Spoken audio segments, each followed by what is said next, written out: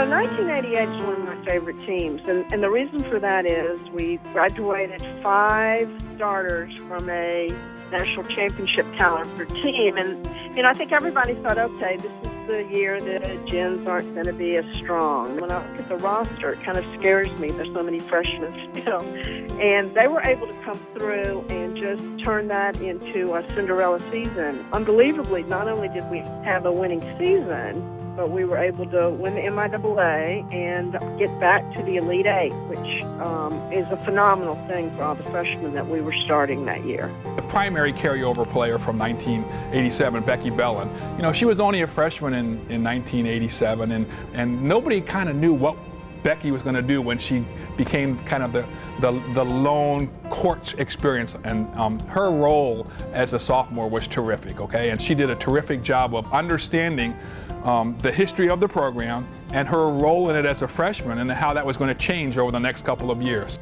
Well, I don't think we ever have given Christy Tompkins enough credit for what she was able to do.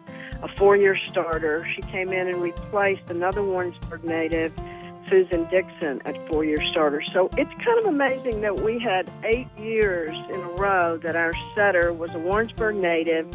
Christy's mom, her high school coach, Judy, and of course her dad, a Hall of Famer, our baseball coach, Bob Tompkins. And Christy came in, she won the league, she led her team back to the Elite Eight. That was a phenomenal record. Now, yes, she had some good players around her. She had Becky and Pat returning, and then she had a bunch of newcomers. So for that team to gel, I think it says how great a player Christy Tompkins was coming in as a freshman setter. The 2 mainstays, Becky Bellin and Pat Hempen, were returning, and they carried that team on their shoulders. We were very middle-oriented, and they did a terrific job. They just went a long way with that winning attitude that was instilled in them from the tradition. And another outstanding player on that team was Rita Fisher. She was a terrific defensive player. I'm not sure there's ever been another player that's good at defense as she played. Coach Martin used to give out an award called the 110% Hustle Award, and I don't know that 110% was enough. Rita, her willingness to work hard every single day, the effort that she put forth, I felt was contagious. And it was a very important learning experience for a young coach like me to realize that, yes, you lost 5 seniors, but the expectations didn't change at all. The team still had the same goals in mind.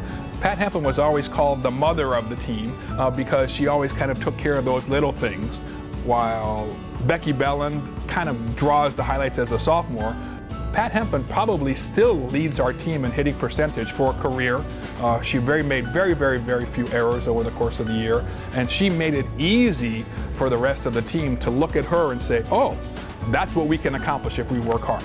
Well, y'all, as I said, you were one of my favorite teams, or both of you were, and you were so young and maybe didn't know that you weren't supposed to be that good, and you just proved everybody wrong. And I'm very excited that you are here today and being inducted in the UCM Hall of Fame. Congratulations.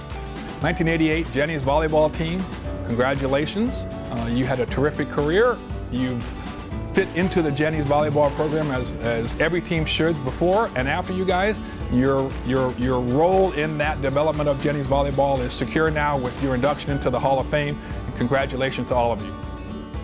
Going into '89, we had a lot of returners because we were so young, but we had to replace an All-American in Pat Hempen, and Michelle Kell and a couple other people stepped up and took over that position. And it really was an easy transition to have all these kids returning the next year. So the expectations were high, and I think when expectations high, that puts a little bit of pressure on a team, and this team really did not fold under pressure.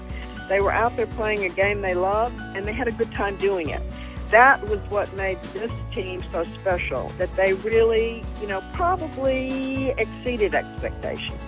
We added a junior college middle player that year that replaced Pat Hempen. Her name was Sandy Howell, and Sandy did a terrific job for us in 1980 and 1989. Wendy Nolman was on that team. Corey Paul came in as a freshman, and she ended up being a very outstanding young woman. She was a really great player that we got, and that was she did a terrific job with that group. had that winning attitude again, and they just worked hard at everything. Rita Fisher, you know, when they were interviewing her for the media guide before the year, she says, "We're not losing on my, I'm a senior, we're not losing." So that's just kind of how the players felt in those years in terms of we're not going to give up that conference title while she was on duty. So that's kind of how the players went. And they all knew that it was going to fall to them in the succeeding year. So once Rita was gone, there was going to be some other senior who was going to say, "No, we're not losing it on my tour of duty either." So even though we were the best team, that's still hard to win that many games back to back, year after year, and that's a significant accomplishment for this team. Well, you know, we were at North Dakota State, and they were a very good volleyball team, and we had to play on their home court in the finals up there, and really played very, very well. And just fell a little bit short, but I think the national ranking for a team as young as they were was an extremely high ranking for such a young team. I would like to say congratulations to the 1988 and 1989 teams for the Jennies on their outstanding dedication and commitment to excellence at Central Missouri, and we are so proud to have you now honored as inductees into the Hall of Fame. And 1989 this time, in terms of 40 wins, I just don't know that that's ever going to happen again in Jennies volleyball history. You'll probably be the last team to do that. You deserve all the congratulations for accomplishing that goal and for being admitted to the Hall of Fame. It was a well-deserved honor and maybe long overdue for you guys. Congratulations to you all.